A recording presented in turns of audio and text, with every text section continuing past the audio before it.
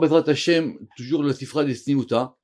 On n'a pas changé de folio. On est toujours dans le même folio. Mais par contre, on va changer de chapitre. On est toujours dans le folio 177b. On va changer de chapitre et on va voir aujourd'hui, si Dieu veut, un sujet très très classique dans le Zohar, parce que c'est repris longuement dans la Hydra Rabbah, qui est le principe des 9 arrangements de la barbe. Alors, il faut expliquer. On avait dans le deuxième chapitre, si vous en souvenez, on a vu aussi cette notion de la barbe, d'accord, la digna. Et cette barbe qui était en haut, elle avait 13 arrangements. Et cet arrangement de cette barbe, qui correspond à un degré supérieur, c'est elle qui donnait le flux. Vous vous rappelez qu'on avait comparé ça à une huile qui coule. Et c'est comme on avait dit là-bas que c'était les 13 onctions de baume pur. Vous vous rappelez comme ça, on avait dit les tlessar meshichin de aparsuma dachia. Et que tout ça correspondait à un influx, à un écoulement, à un mazal qui donnait des choses vers le bas. Mais depuis la fin du deuxième chapitre, on est passé maintenant pour comprendre comment il y avait un degré inférieur. Et ce degré inférieur, vous vous rappelez, c'était quand on avait dit que c'était planté dans un autre. On a vu ça. On a vu ça, c'était marqué Ve'ashtil be'achara. Alors, maintenant, on va commencer l'examen de cette autre barbe. On va dire c'est une autre barbe, on va voir c'est assez complexe, qui, elle, est sur un principe de 9. Et c'est un sujet très très classique et qu'il faut vraiment connaître, ça fait partie des fondamentaux du Zohar et de la Kabbale. Alors, évidemment, la version du Sifra des Sniuta, peut-être qu'elle est peut-être antérieure à la Hydra, elle est beaucoup plus, avec un langage beaucoup plus fermé, beaucoup plus par allusion. Ça veut dire que on nous donne des allusions, les phrases sont énigmatiques, mais c'est fait exprès. Depuis le début, on est habitué que dans le Sifra des Sniuta, on nous parle pour évoquer des choses. On ne veut pas nous expliquer. Expliquer, c'est comme on a dit, c'est les grains de blé. Après, tu as ton grain de blé, tu fais avec si tu veux faire du pain ou des crêpes. Tish'a tikunin yakirin itmesaru ledikna. 9 arrangements d'honneur ou honorables ont été transmis à la barbe. Alors, remarque qu'il y a une grande question, c'est cette question de itmaseru. Ça veut dire quoi qu'ils ont été transmis? Alors, remarque qu'il dit qu'il n'y a pas marqué qu'ils sont dans la dikna, il n'y a pas marqué avian badikna, ou il n'y a pas marqué itmashran la dikna. Ça veut dire qu'ils ont été prolongés dans la dikna. On dit qu'ils ont été transmis. Alors, est-ce qu'il s'agit de la même barbe qu'en haut, dans laquelle on va maintenant, j'allais dire, prendre 9 points, ou est-ce que les 9 points de cette barbe dont on parle, ils sont par un système de transmission avec la barbe qui est en haut? C'est pas une division technique, c'est une division très très très intéressante, parce que ça veut dire du coup, quel rapport il y a entre le bas et le haut? Alors, sur le principe, en haut, c'est un principe de 13. Vous vous rappelez, on a dit que c'était les 13 attributs de miséricorde. Maintenant, on va voir ici 9 principes. Alors évidemment, 9 moins 13, ça fait 4 de différence. Et comment on est passé de 13 à 9? Alors, remarque, il veut dire que sur ce principe des 13 d'en haut, si j'ai bien compris, il y en a 9 qui vont descendre en bas. Kolma de Ittemar, tout ce qui a été enfoui. Vela Idgalia, et qui n'a pas été dévoilé. Il a veikara ishtekar, la hauteur et l'honneur se trouvent. Bon, j'ai dit ça, c'est le Sifra des Sniuta, il parle de façon cachée. C'est à nous d'essayer de voir ce que ça veut dire. Autrement dit, il y a un niveau supérieur de cette barbe, et il y a un niveau qui se trouve maintenant dans le dévoilement. Autrement dit, alors d'après le rabbin, ça veut dire qu'il y avait des choses qui étaient cachées en haut et qui vont se dévoiler en bas. Mais, évidemment, il y a 2 degrés. C'est ce qu'on va tout de suite comprendre. Dikna ganzekra, et cette barbe, l'écriture l'a cachée. C'est-à-dire quoi? Que l'écriture l'a caché. La première barbe, nous, on l'avait appris, si vous en souvenez, des 13 mesures de miséricorde qui ont été données, qui étaient données à Moïse. Alors il dit que l'écriture, elle n'a pas mentionné ça. Parce que c'est mentionné nulle part. Mais on va voir qu'il y a une allusion à ça, le principe de 9, dans les psaumes du roi David. Allons doucement. Donc on va maintenant décrire une barbe en 9 points. La parenthèse qu'il y a, Tikuna Kadma, Tikuna Titinyana, ça a été rajouté par les éditeurs, mais c'est pas dans le texte original. Donc, Tikuna Kadma Dedikna, le premier arrangement de la barbe. Vous avez bien compris évidemment la notion d'arrangement. Un arrangement, ça veut dire c'est le mode de fonctionnement. C'est-à-dire c'est comment est-ce qu'elle fonctionne, comment est-ce qu'elle influe, quel flux elle va donner. Alors, Nimin al Nimin, Mikame Pitra Deudnin, Adresha de Puma.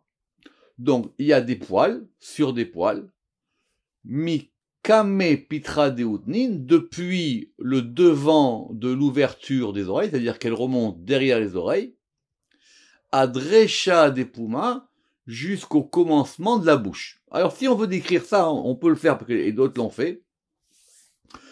On va la voir sur plusieurs points, cette barbe. Donc, déjà, il y a des poils, et ça recouvre tout le haut du visage. Tikuna Tinyana Dedigna, le deuxième arrangement, mais Recha Aï, d'un côté, c'est-à-dire autrement dit d'une ouverture, Adresha Hara jusqu'à un autre côté, Ishtekar, elle se trouve. Ok, on a dit que cette barbe, c'était juste une description. Si maintenant on veut reprendre par rapport à ce qu'on avait vu, nous, dans les 13 attributs de la Dikna. Vous vous rappelez qu'on avait dit que ça correspondait à les 13 attributs de miséricorde. Alors, on va les reprendre vite fait, si vous voulez bien. Donc, le premier, il commence à Erer, c'est ça, Erer. Le deuxième, c'est Apaim. Le troisième, Mitechut Trinugvin, sous les deux narines. Orcha Malia, il y a une voix, c'est-à-dire, vous savez, c'est ce qu'on appelle la commissure des lèvres, je crois, en français. De la itrasia, et qui ne se voit pas. C'est-à-dire qu'on voit pas. Apparemment, c'est recouvert. Quatrième Tikuna Revia, qui correspond à Noseavon. À la in itrafian, les joues, elles sont recouvertes d'un côté, du côté droit, et du côté gauche, d'un côté et de l'autre côté. Et elles correspondent effectivement d'un côté et de l'autre côté. Cinquième arrangement, qui correspond à Vepesha. Beu itrazian tapuchin sumakin kevirda. Par elle, on va voir maintenant les pommes, comme les pommes de la joue, évidemment, vous avez compris, hein, les pommes de la joue qui sont rouges comme une rose. Du coup, on n'a pas dit ici que la barbe, elle était blanche. Ici, on va avoir une barbe qui est une barbe de din. Pourquoi une barbe de din? C'est ce qu'on va comprendre après. Mais parce qu'il y a 2 degrés, dit le Ramak. Il dit, il y a un degré où il y a une barbe d'en haut qui donne un influx de miséricorde, et il y a un influx plus bas, qui lui va déclencher du din dont on a besoin. Vous allez comprendre où est-ce qu'on veut en venir. Tikuna Shitita, et maintenant le 6e arrangement.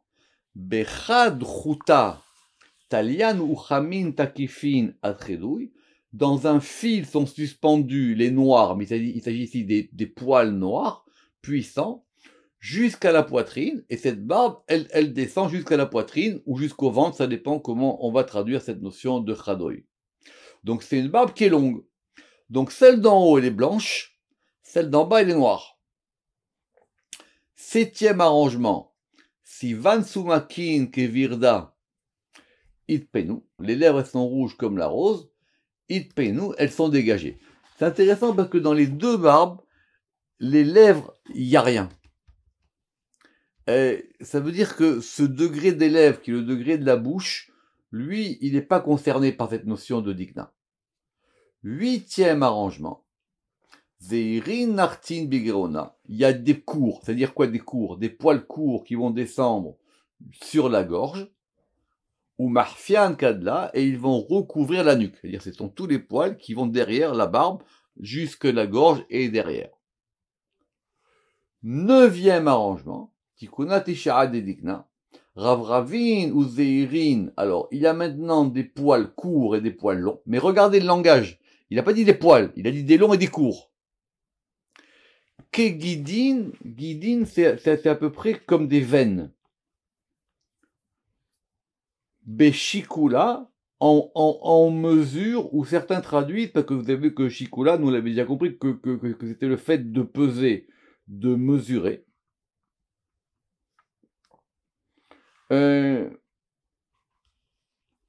Alors, plutôt que marquer Kegidin, la bonne version, ça serait de dire Nagdin. Parce que si c'est des veines, on comprend pas très bien ce que ça veut dire des veines. Nagdin, ça veut dire qu'elles descendent. Elles descendent, vous savez que le fameux verset, quand on a baladé qu'il y a marqué Nahar Nagid Venafik, c'est comme ça que c'est traduit dans le Targum, ça veut dire que c'est un fleuve qui coule et qui descend. Laissez-moi juste voir qu'est-ce qu'il a, le Ramak. C'est ça, tout à fait. Le Ramak, il a Negidin. Tout à fait. C'est pas Kegidin. Kegidin, c'est pas la bonne version. Il faut, effectivement, et Beshikula, ça veut dire que ça descend effectivement en mesure, que ça descend comme un, et ça correspond, dit le Matok Midvash, ça correspond à l'épaisseur de la barbe. Comment on est passé de 9 à 13? Qu'est-ce qu'on a gagné dans les 9? Qu'est-ce qu'on a gagné dans les 13? C'est pas clair. Donc il faut voir l'Aïdra Rabbah et on va commencer à dire pourquoi ici, pourquoi c'est comme ça. Mais ça, c'est la technique. Ce qui est intéressant, et le Ramak dit que on fait partie du même paragraphe, Elin Ishtekar, et dans ce va se trouver Gibar Vetakif, un homme puissant. Ça correspond à l'image d'un guerrier. Man Ishtakar, c'est celui-ci qui va se trouver. C'est une barbe de guerre. C'est une barbe de guerre. Alors Ramak il dit, mais ça veut dire quoi cette barbe de guerre? Il dit parce que, bien que le din, il soit là pour se débarrasser des forces extérieures et pour pouvoir les annuler, ça ne peut pas se trouver dans Keter. Mais cela ne peut se trouver que dans les 9 attributs qu'on vient de citer. Parce que c'est un din qui va maintenant permettre de se venger des ennemis. Et il dit comme Aman, comme Sancheriv, comme Pharaon et comme les autres guerres divines. Et on va maintenant nous donner la clé. La clé, elle est dans les psaumes du roi David. Alors, vous savez que le roi David est un guerrier. Vous savez que le roi David, lui, le Zohar, il dit que de toute sa vie, il n'a jamais fait un rêve bon, il n'a fait que des cauchemars, c'est quelqu'un qui était hanté par le sang, c'est marqué tout que le roi David, c'était un guerrier. Et que dans les psaumes, on va prendre maintenant dans les psaumes, à partir du psaume 118 au verset 5, et on va maintenant retracer la prière du roi David contre ses ennemis, avec ses points de la barbe. C'est un psaume très connu parce qu'on le lit tout le temps et en plus c'était Rosh Chodesh aujourd'hui et on l'a lu. Alors j'espère que tout le monde connaît Min Ametzar Karatia, depuis le Metzar. Le Metzar, j'ai pas traduit ici, ça veut dire depuis l'oppression. Karatia, je t'ai appelé Hachem. Aneni Bamerhavia, réponds-moi dans le Merhav, réponds-moi, comment on va traduire ça? Alors lui, il dit que Aneni, réponds-moi, Bamerchav. Le Rochav en hébreu, c'est dans la largesse. C'est-à-dire, réponds-moi dans la largesse. Hachem li Elohira, Dieu est avec moi, je n'aurai pas crainte. Maya Sili Adam, qu'est-ce que l'homme pourra me faire? Hashem li ba'ozrai. Donc Dieu, il est avec moi parmi les gens qui me défendent, ceux qui m'aident. Va ani besonai, et moi je verrai mes ennemis. Alors ça veut dire quoi d'après le verset? Ça veut dire je verrai la défaite de mes ennemis. Tov la hasod b'Hashem, il est bon ou il est mieux de se fier, de se confier à Dieu, miptoar ba'adam, que de se confier à l'homme. Tov la hasod b'Hashem, il vaut mieux se confier ou avoir sa protection de Yudke Vavke, miptoar ben divim, que de se confier à des gens généreux.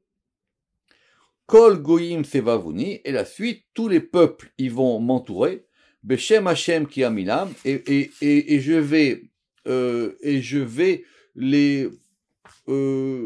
vais les tailler en pièces au nom de Dieu, et il y a marqué, tous mes ennemis, ils m'entourent comme un essaim d'abeilles, ils sont tous autour de moi, et moi, comme j'ai confiance en Hashem, j'ai pas peur d'eux.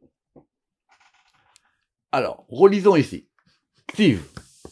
Minametzar Karatia, il est écrit, donc depuis ce fameux verset de Minametzar Karatia jusqu'à Kol Goyim Sevavuni, c'est-à-dire jusqu'au verset 10, jusqu'au verset 10, on va trouver ces 9 attributs de la barbe.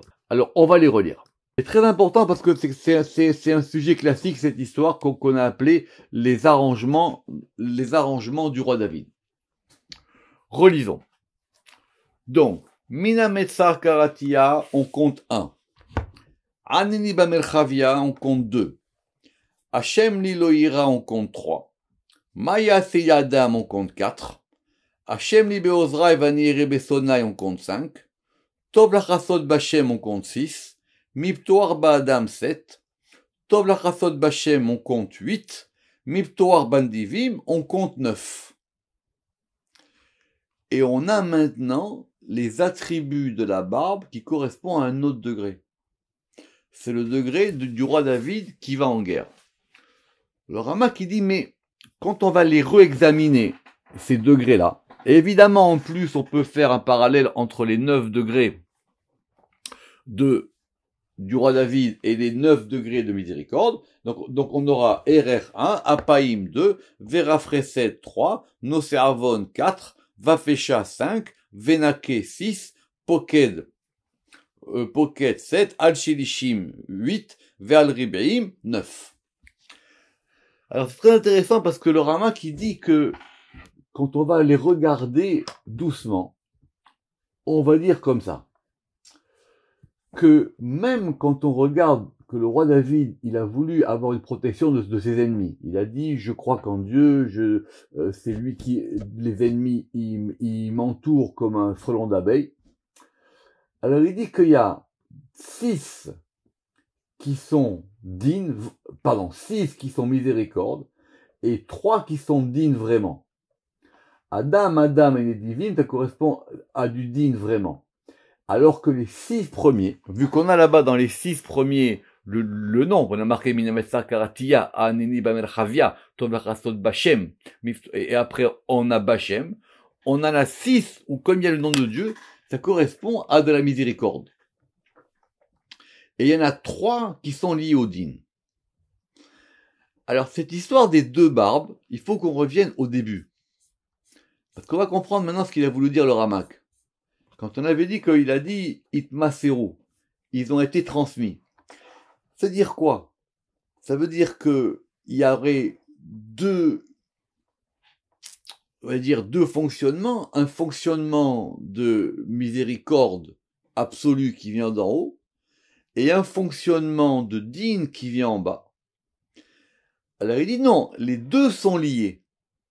Mais quand on va descendre, on a encore besoin de ce fonctionnement de 13 qui vient d'en haut. Maintenant, ce fonctionnement de 13, il va se transformer dans un degré de 9 qui va permettre maintenant justement de se confronter aux forces extérieures. Parce que rappelez-vous qu'en haut, on a dit c'est tellement haut qu'on ne peut pas comprendre. On avait dit en haut que ce sont des degrés tellement hauts que même les lettres. Vous vous rappelez qu'on avait parlé du Yud. Le découpage en 9 tout le monde est à peu près d'accord. Parce qu'il dit que ça correspond à ce qu'on trouve, le Ramakili, ça correspond à ce qu'on trouve dans la Hydra. Maintenant, cette notion de barbe, du coup, on va essayer de la réanalyser. Il dit parce que c'est un influx qui va s'épancher. Et cet influx qui s'épanche, c'est quoi finalement? Ce sont les barbes du visage, pardon, la barbe, les poils qui sortent du visage, et qui vont maintenant donner un influx dans tout le corps. Alors, Machinis, même dans ce cas-là, c'est pas du din absolu, mais c'est simplement quelque chose qui va descendre, mais qui est enraciné dans le haut. Or, cette question-là, c'est la question classique dans le Zohar qui est posée à propos de Amalek.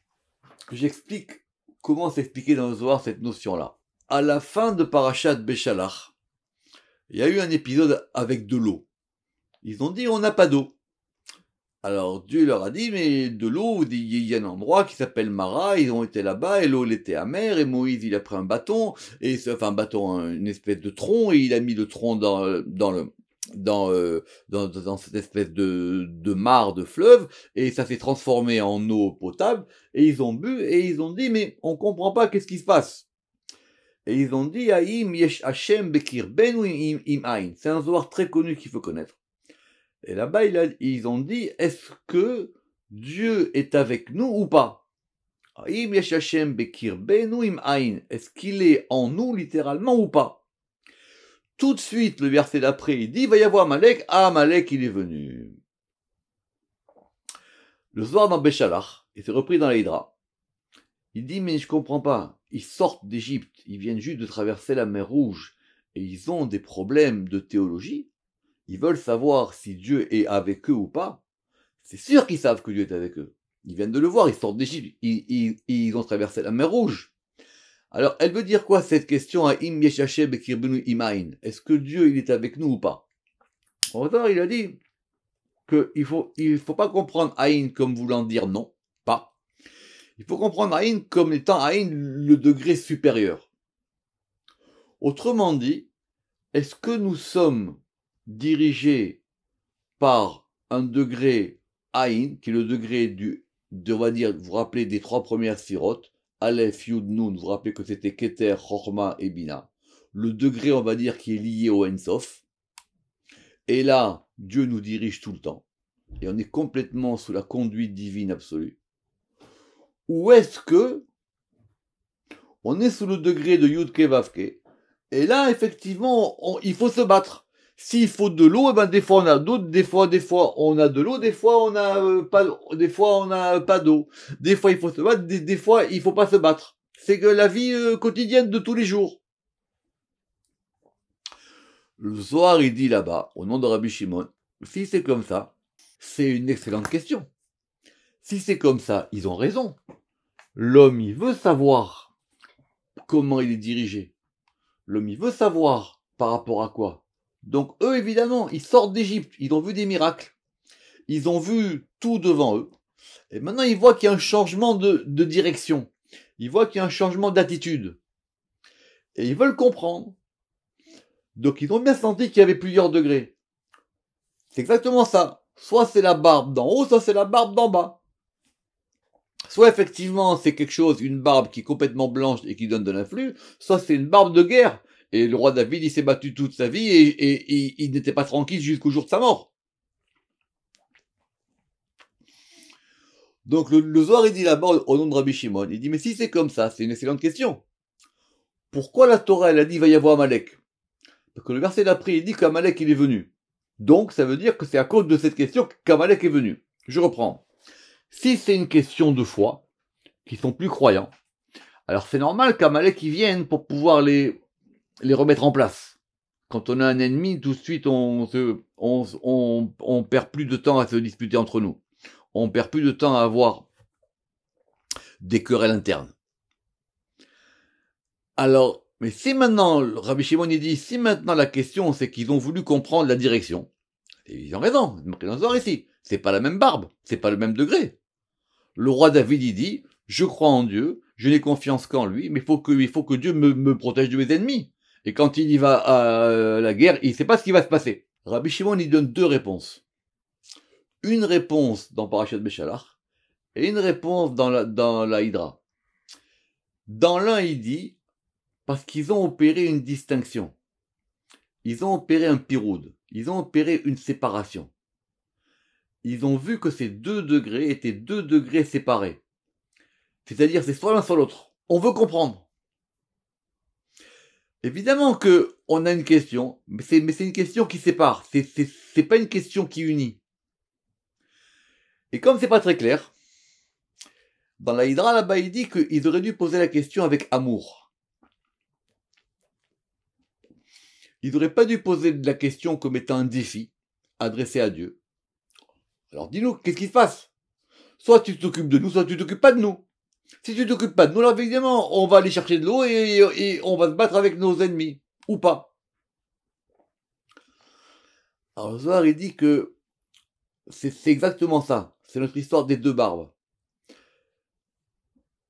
On peut pas dire que le roi David, il n'avait pas confiance en Dieu. Il savait que cette barbe existait, puis qu'on dit que ici c'est lié à ça. Simplement, il a dit, moi, j'ai besoin qu'il y ait quelque chose de cette barbe qui soit transmis en bas. C'est pour ça que le Rama qui dit que tout se joue sur cette notion-là de Itmesaru. Que ces 9 arrangements, ils ont été transmis. Je répète, le Rama qui dit qu'il n'y a pas marqué qu'ils sont. Il n'y a pas marqué qu'ils dépendent. Ou ils ont été, les machères, ils ont été attirés d'un côté à un autre degré. C'est quelque chose qui est transmis d'un degré à un autre degré. Donc, quand le roi David il dit j'ai confiance qu'en Dieu, il sait qu'il va devoir se battre, mais il sait que maintenant la vie devant lui, elle se fait de cette manière-là. C'est pour ça que maintenant, si vous voulez, tout ce paragraphe-là, on peut le relire encore une fois.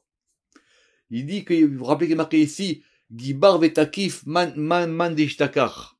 S'il y a un homme qui est fort, vous savez que Gibor, en même temps, c'est un héros, c'est un fort, c'est un puissant qui est redoutable. Alors c'est lui, man dishtakar, c'est lui qui se trouve. Il se trouve maintenant là. C'est lui qui agit.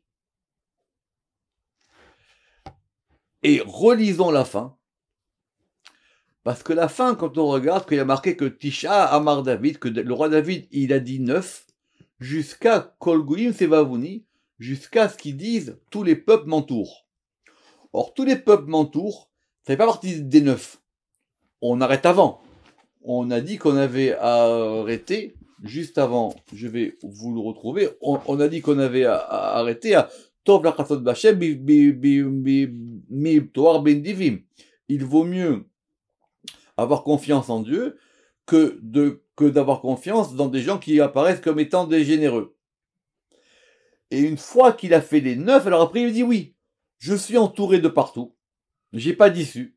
Il y a marqué la suite est terrible. Il dit que il m'entoure comme un buisson en feu. Il m'entoure comme des frelons. Mais c'est une fois qu'il a fait les 9 qu'il peut maintenant comprendre et voir la situation. Donc, ça veut dire que c'est comme ça que j'ai appris moi depuis très très très longtemps.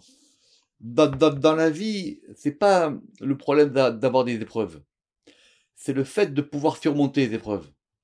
C'est le fait d'avoir une épreuve il faut pas prier pour pas avoir d'épreuves. Il faut prier pour que si on a des épreuves, on puisse les surmonter. C'est ça l'histoire de cette barbe. On le reprendra la prochaine fois. Baruch Adonai Le'olam. Amen ve Amen.